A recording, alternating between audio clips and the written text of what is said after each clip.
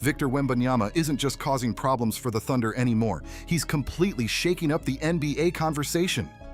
After only 2 playoff games, people already sound lost trying to explain what they're watching from this guy. One game, he explodes for 41 points and 24 rebounds in a brutal double overtime battle on the road against the defending champs. Then right after that, the whole conversation changes into one big question. How are teams even supposed to guard him? I got one complaint, Ernie. What would that be?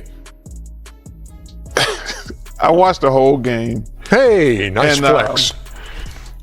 Well, I was going back and forth between that and the hockey game, not gonna lie.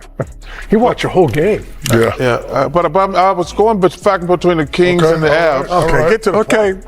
Rambling wreck. You Georgia people Tech. at home and on TV talking about they were physical with Wemby. Man, y'all need to stop it. I've been kissed harder. Was he physical, putting a body on him? See that, Modesto Galato, could you stop it? That little stuff he was doing, Hartenstein, I love Hartenstein. But he just put a body on Wemby. It wasn't overly aggressive. He didn't hit, there was no excessive fouls. But for you people thinking that's physicality, y'all need to shut the Now Charles Barkley is jumping right into the middle of the drama too, because after Game 2, fans everywhere started yelling that Oklahoma City was getting way too physical with Wemby. Social media went crazy, acting like Isaiah Hartenstein was out there pushing him around every possession. Commentators kept talking about playoff basketball, and suddenly people were acting like Wemby was getting hammered nonstop. But Barkley wasn't buying any of that for 1 second. On live TV, he looked straight up irritated hearing all the complaints. According to Chuck, people seriously need to calm down because Hartenstein wasn't doing anything dirty at all. Barkley said all he saw was a defender being physical, putting a body on Wemby, and making him fight harder for position like every playoff series does. And honestly, that's where the whole thing got even more interesting. Barkley made it crystal clear that Wemby himself wasn't complaining either. In fact, Barkley said Wemby looked almost too calm about the situation, like he was quietly thinking, okay, this is how you want to play, I can do that too. That's the part that should scare the rest of the league, because the rougher this series gets, the more it feels like Wemby is learning and adjusting in real time right in front of everybody's eyes. That's exactly why Game 1 felt so insane. 41 points and 24 rebounds on the road against the champs doesn't look like a random hot streak from a young player. That looked like a superstar announcing himself to the entire basketball world. And the wild part is, he still doesn't even look fully polished yet.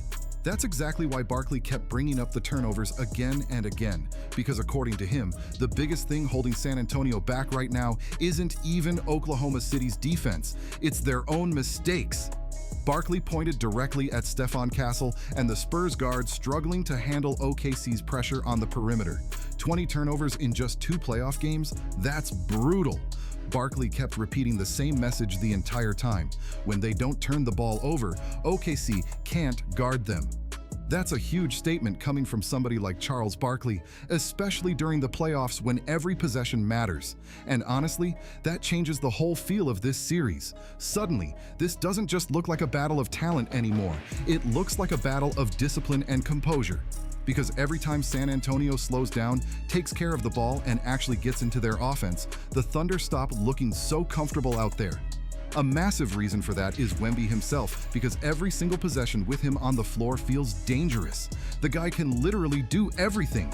He brings the ball up the court himself, shoots right over defenders, attacks the rim, blocks shots, grabs rebounds, and still somehow moves like a player who hasn't even fully unlocked his game yet. There were moments in Game 2 where OKC's defense honestly looked nervous every time he touched the basketball, and Barkley clearly noticed it too. At one point during the broadcast, they started replaying Wemby's highlights, and the whole studio completely lost it. You could hear the shock in everybody's voice. One play after another. Crossovers, giant strides through traffic, smooth finishes around the rim, impossible reach plays that didn't even look real. Then the reactions started flying everywhere. Watch your head, boy?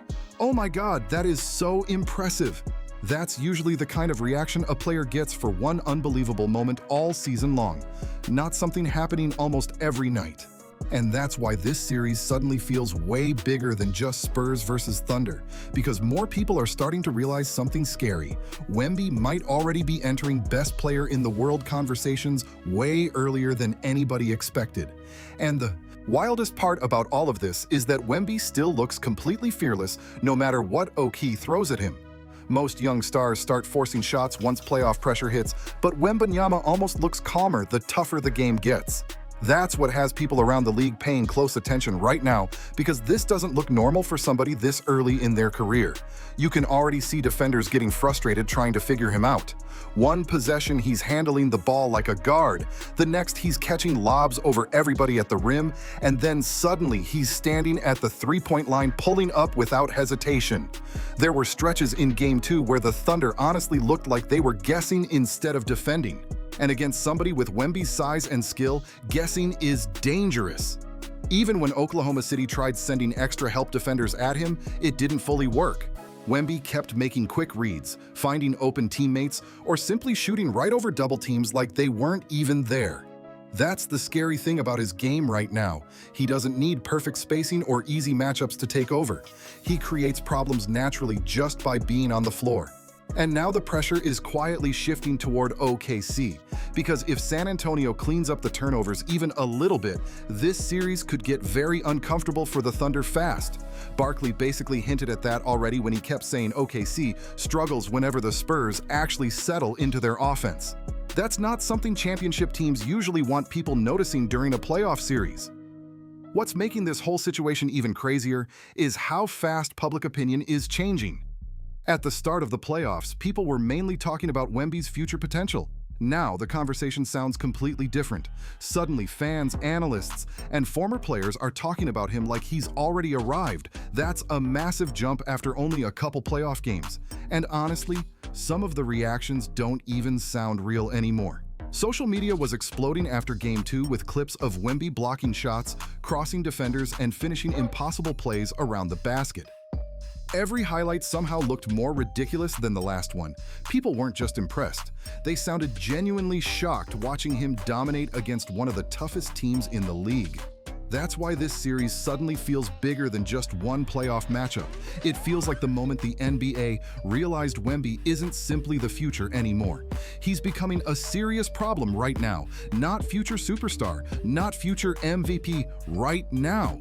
That's the level the conversation is starting to reach, and you know things are getting serious when NBA legends sound completely stunned every time they talk about you. That's exactly what's happening with Victor Wembanyama right now. And the craziest part is, Oklahoma City still might not have a real answer for him. Sure, the Thunder tied the series. Sure, they forced turnovers and made the games way more physical. But even after all of that chaos, Wemby still walked away with 21 points and 17 rebounds. That's what makes him so dangerous. Most players have a rough playoff night and disappear completely. Wemby can have an off game and still put up numbers most stars would proudly celebrate. Now heading into Game 3, the pressure around this series just exploded even more because injuries are suddenly becoming a huge storyline. De'Aaron Fox is questionable. Dylan Harper is questionable. J-Dub is questionable for OKC too.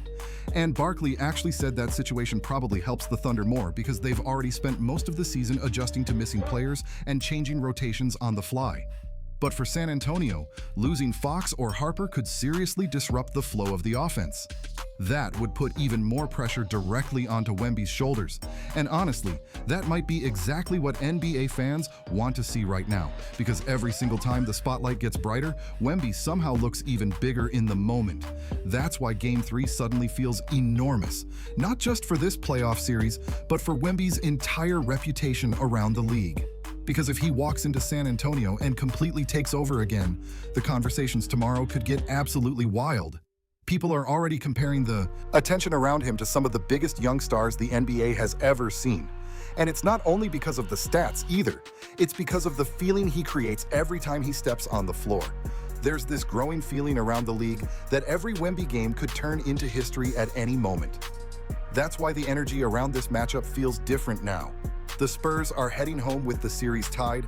The arena is about to be electric. The entire basketball world is locked in on every possession. And one huge question is hanging over everything. What happens if the Thunder still can't stop him?